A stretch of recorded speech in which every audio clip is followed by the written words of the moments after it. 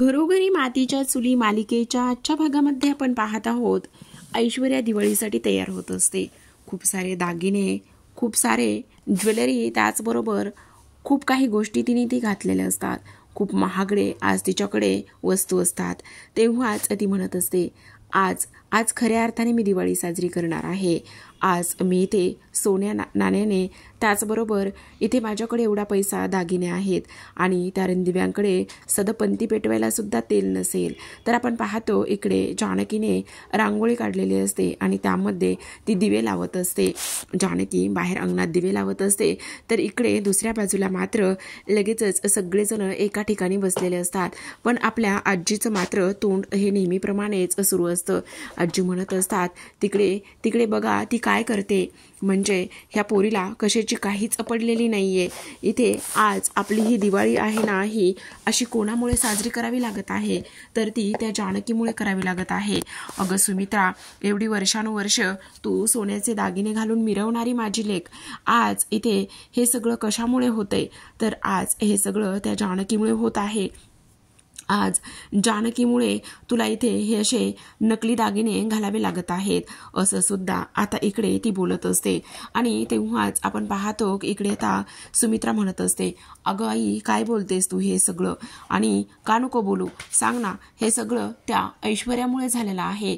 ह्या सगळ्या गोष्टी त्या ऐश्वर्यामुळे झाल्यात आणि तू जानकीला का बरं जबाबदार धरतेस, असं ती बोलत असते. तर इकडे आता लगेच सौमित्रा आहे तो म्हणत असतो, आजी काय ग, प्रत्येक वेळी तुला बोललंच पाहिजे का. अगं आज आपल्याकडे सगळेजण आपण एकत्र आहोत. आपण सगळेजण एकत्र असताना एवढी आनंदामध्ये दिवाळी साजरी करत आहोत, हे महत्त्वाचं नाहीये का. ह्या सगळ्या गोष्टी महत्त्वाच्या आहेतच ना, मग तू असं का बोलतेस. ह्या सगळ्या गोष्टी आला वकील करणारा जानकीचा वकील आला आज. तो कसा नाही येणार, तो कोर्टामध्ये सुद्धा तिची वकिली करतो आणि कोर्टामध्ये सुद्धा वकिली करून तो आता इथे सुद्धा तिची वकिली करतोच, असं सुद्धा आता इकडे ती बोलत असते. तेव्हाच आपण पाहतो की आता लगेचच इकडे जी आजी आहे ती म्हणत असते, पण ह्या किती नाही म्हटलं, ह्या गोष्टी जरी किती नाही जरी म्हटल्या ना, तरी सुद्धा जे आहे ना ते इथे होणारच आहे.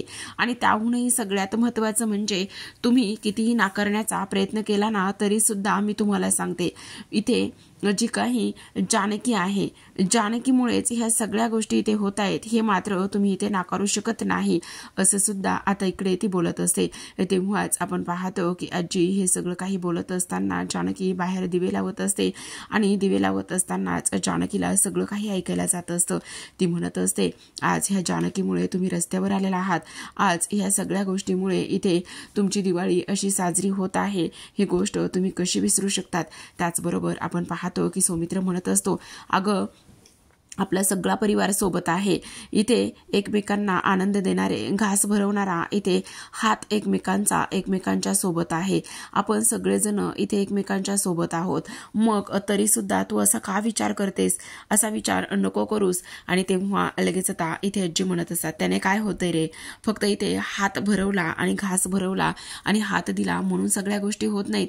तेवढ्यातच आता इकडे आपण पाहतो की जी काही अवंतिका आहे ती सुद्धा म्हणत असते, अहो आजी तुम्हाला जानकी वहिनीविषयी एवढा काय प्रॉब्लेम आहे. तर इकडे दुसऱ्या बाजूला कावेरी ऐश्वर्याच्या खोलीमध्ये गेलेली असते आणि लगेच म्हणत असते, ऐश्वर्या.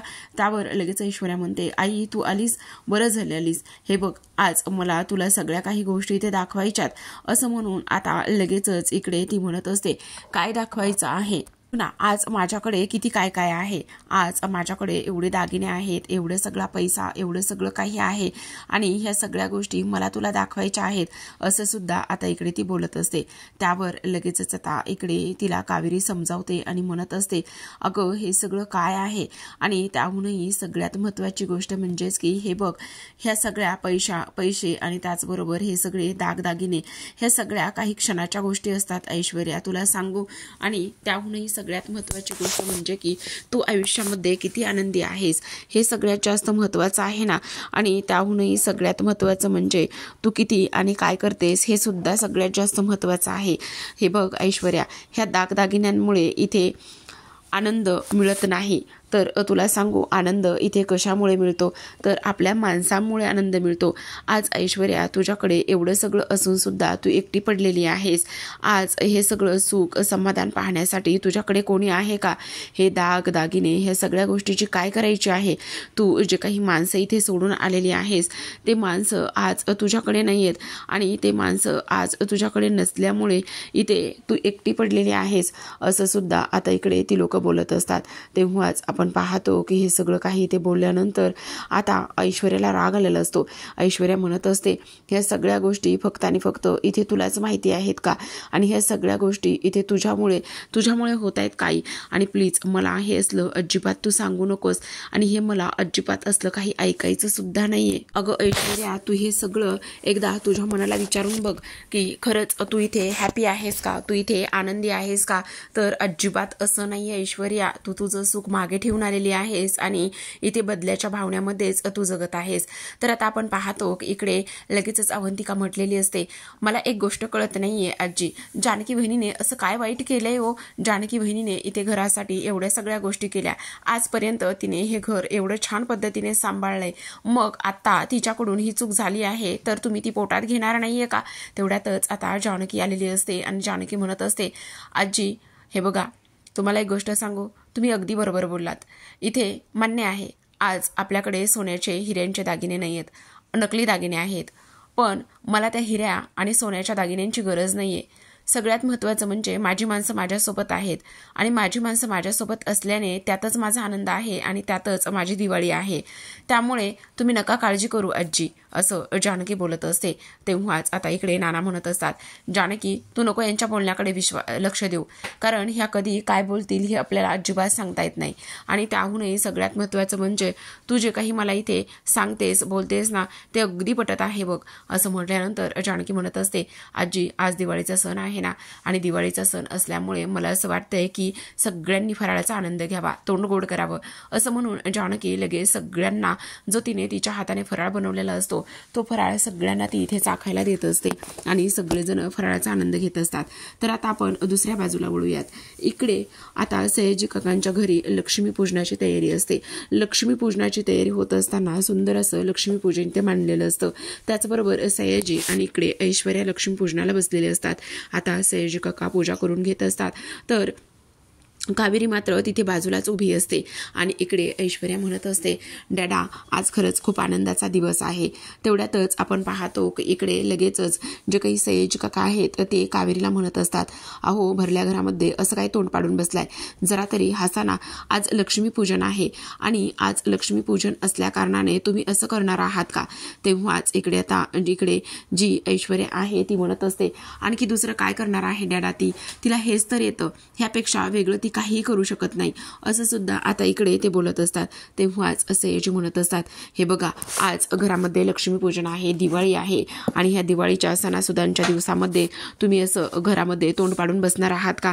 पण कावेरी मात्र त्यांना कसलंच उत्तर देत नाही. ती तिची शांतच बसलेली असते.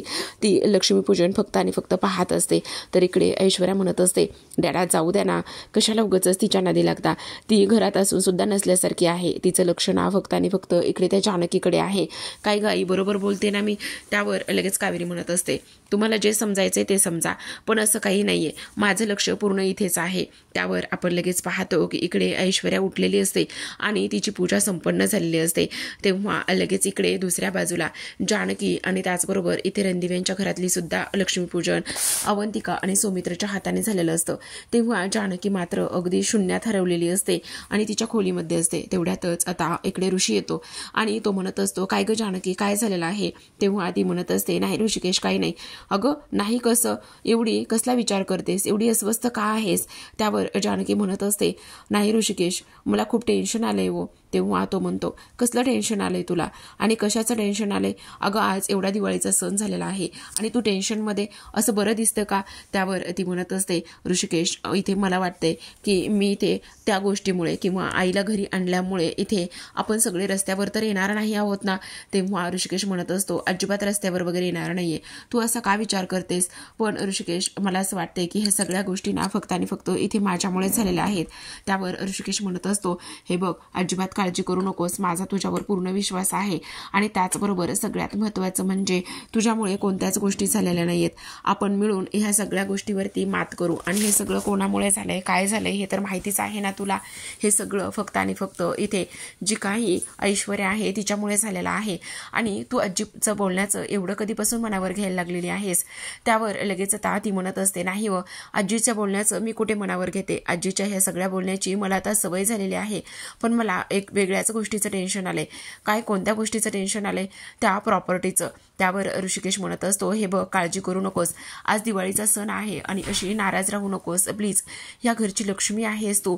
आणि काही जरी झालं ना तरी सुद्धा इथे आपण जी प्रॉपर्टी इथे आपल्याकडून चुकीच्या पद्धतीने किंवा आपल्याला फसवून काढून घेतलेली आहे ना, ती प्रॉपर्टी आपण पुन्हा मिळवू, असं ऋषिकेश जानकीला समजावत असतो. आणि तेव्हा जानकी म्हणत असते, तुम्ही बोललात ना तर मला खूप आधार लागतो, असं म्हणून ती त्याच्या मिठीमध्ये शिरते. त्यावर लगेच ऋषी तिला समजावतो आणि म्हणत असतो, झालं तर मग आता आनंदात राहिलेला सण साजरा करायचा आहे, समजलं तुला? प्रेक्षकांनो, इकडे रणदिव्यांच्या घरामध्ये लक्ष्मीपूजन झाल्यानंतर इकडे दुसऱ्या बाजूला सयाजीच्या सुद्धा घरामध्ये लक्ष्मीपूजन झालेलं असतं. तर आता ऐश्वर्या मात्र इकडे सगळीकडे दिवे लावत असते, पंत्या लावत असते. तेव्हा ऐश्वर्याचा वन साईड पदर असतो आणि तो पदर इथे एका दिवाला धरतो आणि तो पदराने पेट घेतलेला असतो. जेव्हाच त्या पदराने इथे पेट घेतला जातो तेव्हा मात्र ऐश्वर्या खूप घाबरते.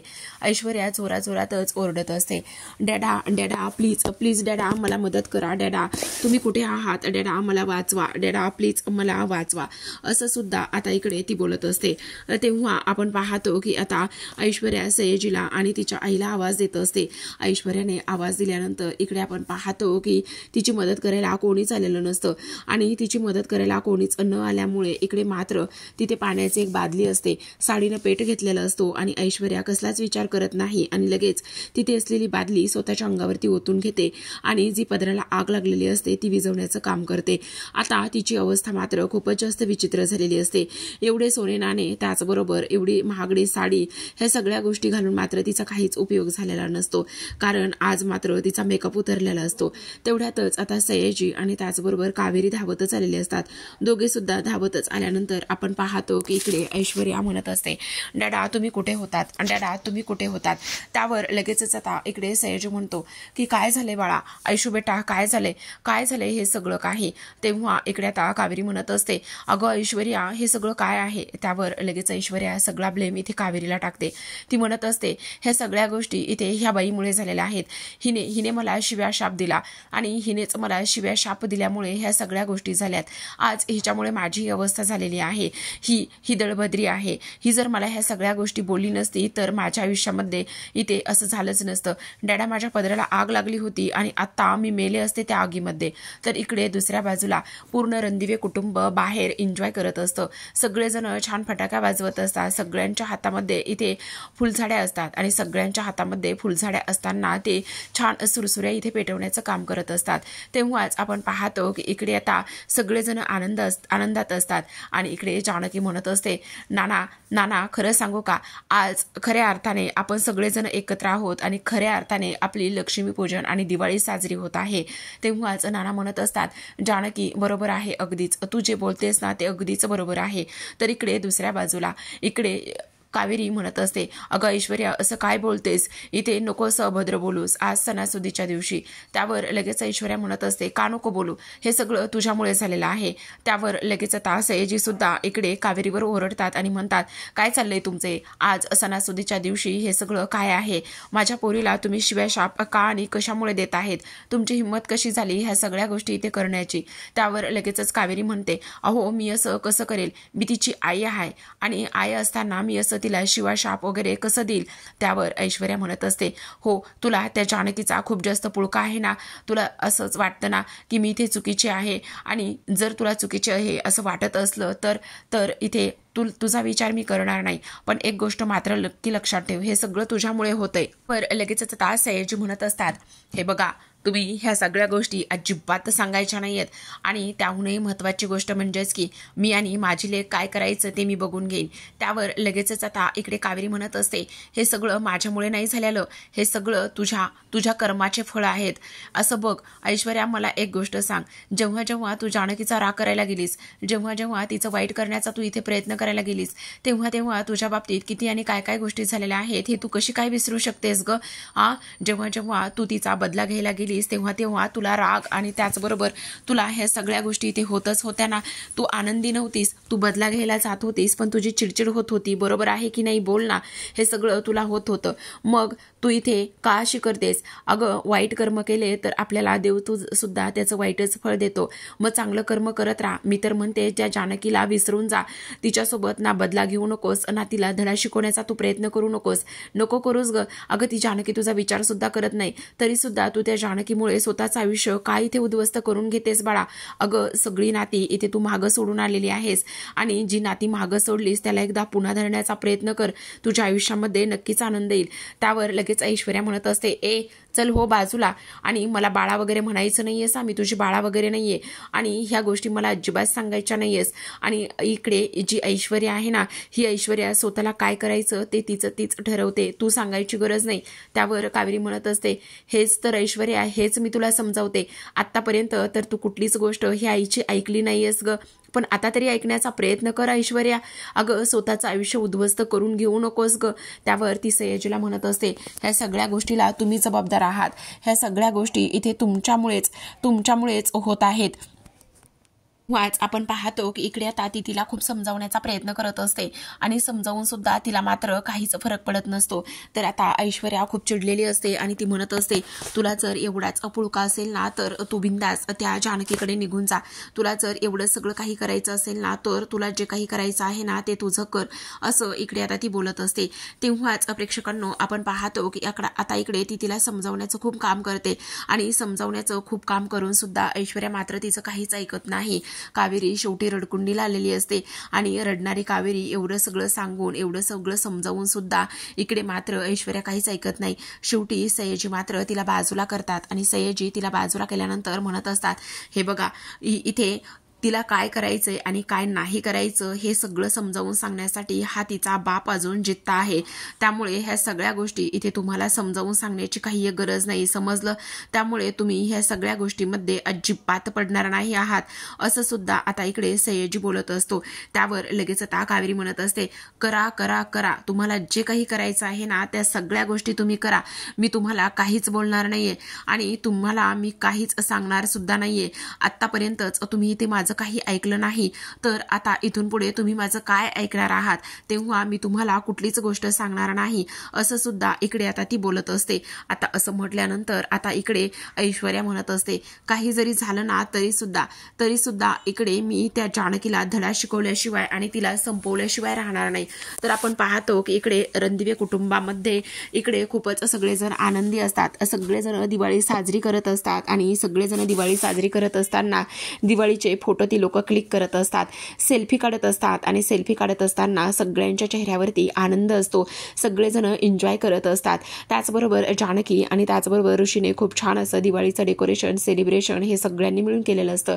तर आता प्रेक्षकांनो आजच्या भागामध्ये एवढंच नवीन प्रोमो आलेला आहे खूप सुंदर, कारण आता इकडे जानकीच्या आयुष्यामध्ये ह्या सगळ्या घडामोडी काय आहेत, ह्या सगळ्या गोष्टी कशामुळे होत आहेत आणि जानकीचा भूतकाळ काय आहे, तो मास्कमॅन कोण आहे, ह्या सगळ्या गोष्टी आणि हे सगळं काही शोधण्यासाठी ही लोक इकडे ना गुरुजींकडे गेलेले असतात. गुरुजींकडे गेल्यानंतर गुरुजी त्यांना सांगत असतात, जानकी तुझं भूतकाळातील संकट डोकंवर काढत आहे. मला एक गोष्ट सांग, भूतकाळामध्ये तू इथे कोणाला दुखवलं होतंस का? भूतकाळामध्ये जर इथे तू कोणाला दुखवलं असशील तर त्या गोष्टी इथे मला तू सांगू शकतेस का? असं म्हटल्यानंतर आपण पाहतो इकडे दुसऱ्या बाजूला ऐश्वर्याने शेवटी आता मायाला गाठलेलं असतं आणि विचारलेलं असतं, मास्कमॅन आणि तुझं नातं काय? तेव्हा इकडे ती तिला म्हटलेली असते, मास्कमॅन आणि माझा काही एक संबंध नाही. तर इथे सगळ्यात मोठा संबंध कोणाचा आहे तर त्याचं कनेक्शन इथे जानकी सोबत आहे. जानकी आणि मास्कमॅनचा संबंध आहे. असं म्हटल्यानंतर त्याला जानकीशी प्रॉब्लेम आहे. तर इकडे आठव जानकी आठव, तुला नेमकं काय आठवतंय? इकडे सगळ्यात महत्त्वाचं म्हणजे की हे बघ, भूतकाळामध्ये काही आठवतंय का? असं कुणाला तू दुखवलेलं होतंस का? तेव्हाच जानकीला ते सगळं काही आठवतं आणि तेव्हा ती चित्र काढत असते. आता चित्र काढल्यानंतर प्रेक्षकांनो आपण पाहतो की इकडे आता लगेच जो ऋषी आहे तो म्हणत असतो मकरंद, तेव्हा जानकी म्हणत असते म्हणजे मकरंद पुन्हा आलेला आहे. तर प्रेक्षकांनो, हा मकरंद कोण आहे, काय आहे, हे उद्याच्या भागामध्ये किंवा पुढील भागामध्ये आपल्याला पाहायला मिळणारच आहे. पण ह्या सगळ्या गोष्टीवरून असं वाटतंय की एकतर्फी मकरंदचं जानकीवर प्रेम असावं आणि तिच्यासोबत तो लग्न करण्याचा अट्टहास करत असावा आणि हिने त्याला नकार दिलेला असावा. त्यामुळेच त्या सगळ्या गोष्टीचा बदला घेण्यासाठी मकरंदची पुन्हा इथे एंट्री झालेली असावी. तर अशाच नवनवीन मालिकांचे डेली अपडेट्स आणि रिव्ह्यू जाणून घ्यायचे असतील, पाहायचे असतील तर नक्की चॅनलला सबस्क्राईब करा. भेटूयात उद्याच्या पुन्हा एका नवीन अशा एपिसोड सोबत. तुम्हाला काय वाटतं हे कमेंटद्वारे सांगायला विसरू नका.